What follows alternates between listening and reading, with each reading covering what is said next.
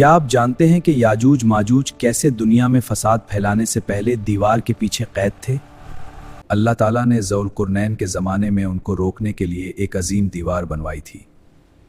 یہ اتنی مضبوط تھی کہ کوئی بھی اسے توڑ نہ سکتا تھا، لیکن نبی صلی اللہ علیہ وسلم نے فرمایا وہ ہر روز دیوار کو کھودتے رہیں گے یہاں تک کہ وہ اسے تقریباً توڑنے کے قریب پہنچ جائیں گے۔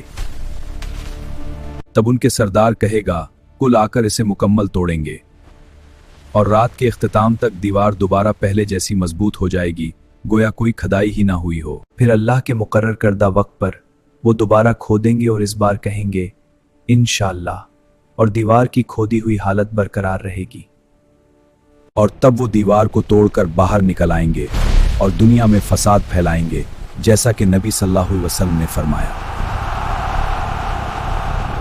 یہ واقعہ ہمیں بتاتا ہے کہ اللہ تعالیٰ کا فیصلہ ہر طاقت سے بالا ہے، اور قیامت قریب آنے کے نشانات میں سے ایک ہے۔